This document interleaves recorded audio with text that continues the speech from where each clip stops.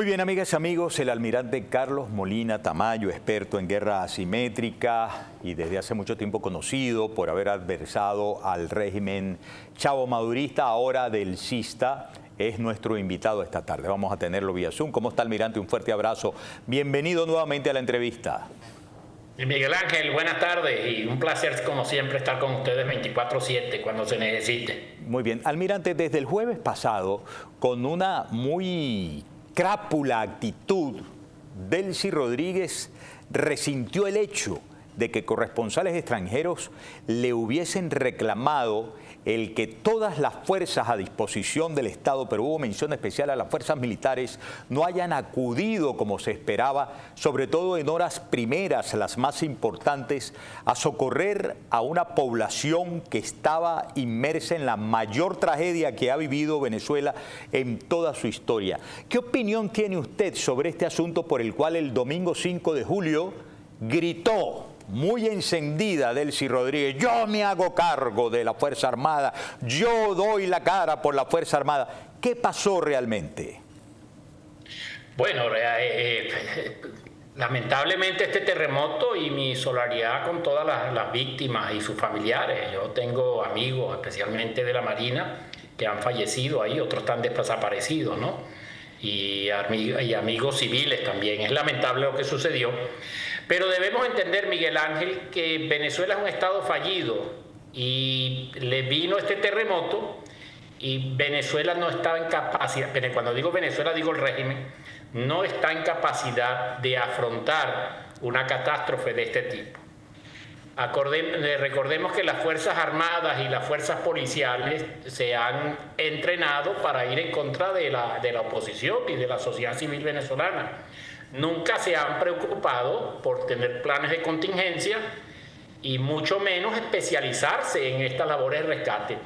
El rescatar personas con una catástrofe de este tipo requiere de habilidades, de conocimiento y de entrenamiento, como lo hicieron las brigadas que vinieron, que eran expertas en esa y tenían su equipamiento y su personal con experiencia en catástrofes similares.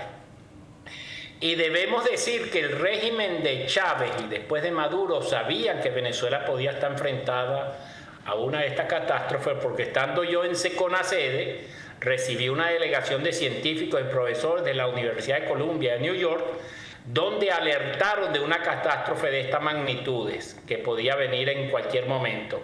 Y por supuesto, cuando yo con mis analistas se le fuimos a presentar a Chávez, Chávez no le dio importancia a eso, por supuesto, porque no le interesa a la población venezolana. Y lamentablemente los dirigentes que tenemos en las Fuerzas Armadas son dirigentes que están más pendientes de ser leales al proceso, de ser profesionales en seguridad y defensa y de ayuda a la población civil.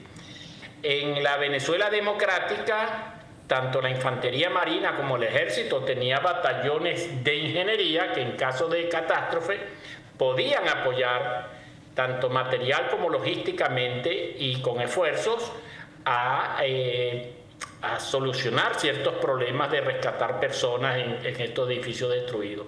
Pero todo eso ha sido diezmado y, como digo, es un estado fallido, que las instituciones no funcionan y menos podíamos esperar que las Fuerzas Armadas funcionaran. Ahora, si yo hubiese estado, vamos a decir así, yo estoy ahí, yo por lo menos mando mano de obra bruta.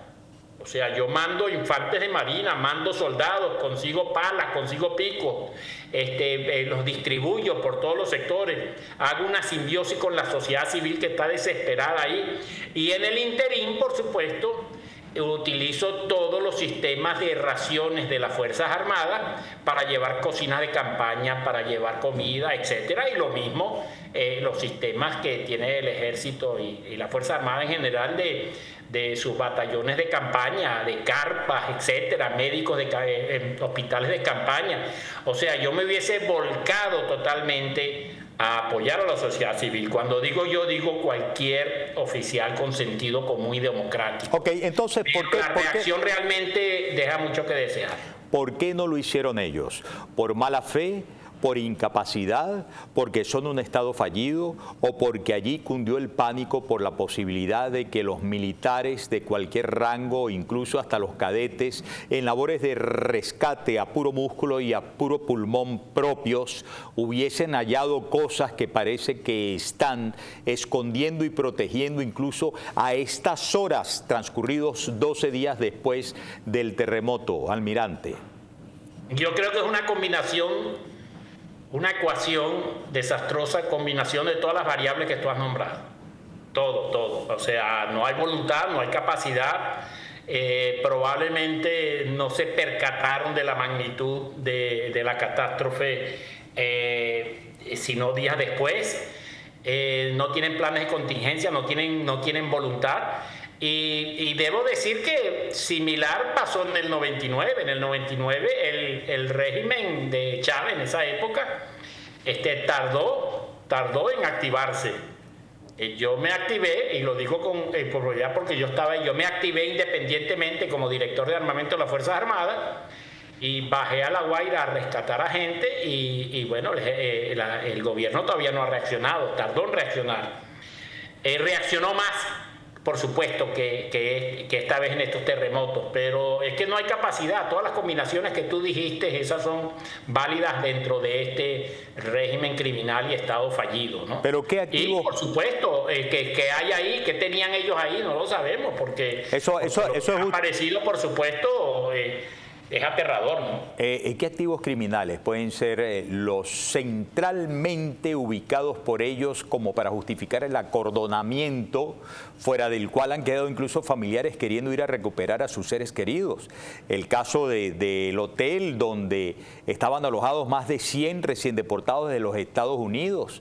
El caso de otros, ahora mismo está pasando con Residencias Tahití por allá, según sus investigaciones, ¿no? Porque esta gente se movió en el tema criminal, en las economías criminales para convertirse en, digamos, una amenaza a la seguridad global. ¿Qué podría ser lo de los activos criminales más importantes que hayan impedido el que hubiesen acudido en masa a socorrer a la gente como se esperaba? Bueno, sabemos que es el cartel de los soles. No se descarta que sean drogas, no se descarta que sea cantidad de dinero, de dólares en efectivo, no se descarta que sean otro tipo de minerales. Todo esto es un misterio y esperemos que en un futuro se logre saber por qué esta gente ha actuado a sus propios intereses y no a los intereses de la sociedad. La sociedad se encuentra abandonada y lo mismo es que esto es tan complejo porque como unos soldados o unos policías, en vez de ir a rescatar a la gente, se van a los restos a tratar de robar, a depredar. O sea, hemos caído, el régimen criminal madurista chavista ha sacado lo peor de los venezolanos, de un sector de los venezolanos. Y hacemos una analogía como Hitler, que sacó lo peor de un sector de los alemanes. Bueno, esta gente ha sacado lo peor de un sector de los venezolanos, que es el sector, lamentablemente, que tiene el poder hoy en día. Y es muy lamentable lo que está sucediendo. Yo particularmente siento impotencia de no poder ayudar de otra forma, porque tengo reportes de gente que ha estado ahí y en Caracas también, y me dicen que es indescriptible la situación, que no se ven personas desmembradas, personas aplastadas, la sociedad civil abandonada totalmente. Y por supuesto los pobres de la misión vivienda, que están sin vivienda, pues, y la magnitud de esto, hablaba yo con un bombero español que conozco a través de un tercero, y me decía que los números de la catástrofe que está sacando el régimen son muy bajos. Esto es algo mucho más elevado, y que él decía que no sabía si la verdad se va a saber pronto del número de fallecidos. Bien, vamos a hacer una pausa de 5 segundos nada más, almirante, y luego quiero que hablemos del componente militar de los Estados Unidos.